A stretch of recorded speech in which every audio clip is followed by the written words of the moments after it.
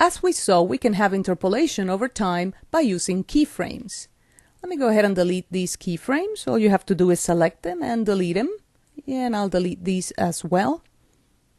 All the interpolation that I want is for my clip to move from left to right, and that's exactly what it does. There are two types of interpolation. There's spatial interpolation, which refers to changes in space. In other words, anything that is x and y and sometimes z coordinates will refer to spatial interpolation. And there's also temporal interpolation, which of course refers to changes over time. Of course, if there are changes in space, these are occurring in time as well, but not all interpolation occurs in the x and y parameters.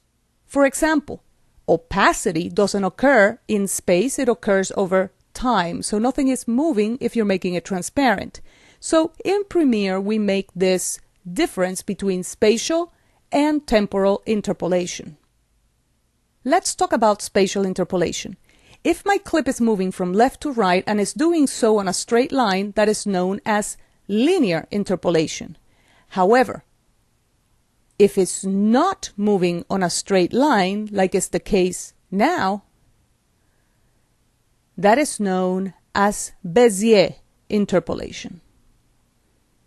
And there's different types of Bezier interpolation. There's auto Bezier, which you can have if you just change the parameters without adjusting any kind of handles for the curves.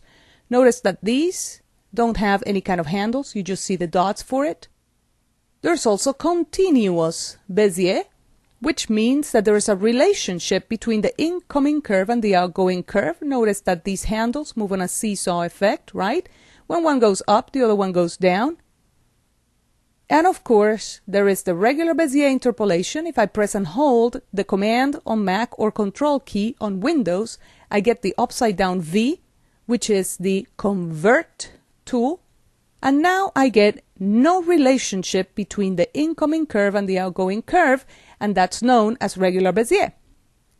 So when it comes to spatial interpolation, I can have four types of interpolation. I can have linear, in other words, moving from left to right or whatever on a straight line. And I can have Bezier, which means it's going to be moving on a curve. And Bezier can be auto, it could be continuous, and it could be regular Bezier. When it comes to temporal interpolation, that refers to the rate of change. So let me go ahead and delete this particular keyframe, and I'm going to go back to linear on the spatial interpolation. I'm going to select both of the keyframes, right-click one of them and go to spatial interpolation and choose linear. And as you can see, it's moving from left to right on a straight line. However, if I have a gradual acceleration or deceleration, or in any way I change the rate of change, then I am affecting temporal interpolation. Things in nature do not move linearly. In other words, there's always a gradual acceleration and a gradual deceleration that occurs with rates of change. Well, we can do the same in Premiere. So, we can have a gradual acceleration and a gradual deceleration by using ease out and ease in. Ease out is a gradual acceleration out of a keyframe, and ease in is a gradual deceleration into a keyframe.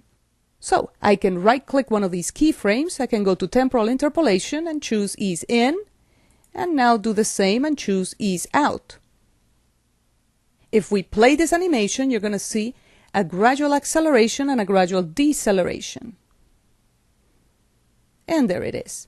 I want you to notice that to the left of the word position, to the left of the stopwatch, there's a little white triangle that we can click, and this is going to show us the speed curve of the rate of change between keyframes 1 and 2. Right now, we see that the curve is going up very gradually and down very gradually. The higher this curve, the faster the rate of change. In other words, in this particular animation, we're going to have a gradual acceleration and a gradual deceleration, which of course is what we got when we did ease out and ease in. I also want you to notice in the program panel that the path, in other words, the road that my clip is going to take to go from left to right, is made out of little dots. Each one of these dots represents a frame. The closer together the dots, the slower the rate of change, and the farther apart the dots, the faster the rate of change. Look what happens when I change or modify these handles. See how the dots in the program panel are changing as well. What this means is that I am in control on the rate of change of my keyframes. This is a very different interpolation than what I had before. Very, very different. In temporal interpolation, we have different types.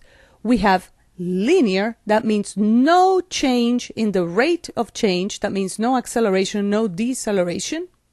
We also have, let me go ahead and right click this to show you, Bezier, which means there is a rate of change. We have auto Bezier, which is similar to what we saw before in the spatial interpolation. What that means is that we're not in control of the speed, just like we weren't in control of the curve. There's continuous Bezier.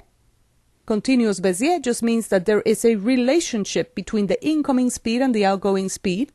And of course, there is a hold, which means there is no interpolation at all.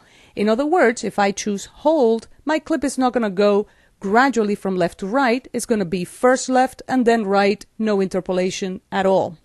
So, just like what we saw in the spatial interpolation, in the temporal interpolation, we are in total control on our rate of change, and therefore we will be able to create much more fluid animations.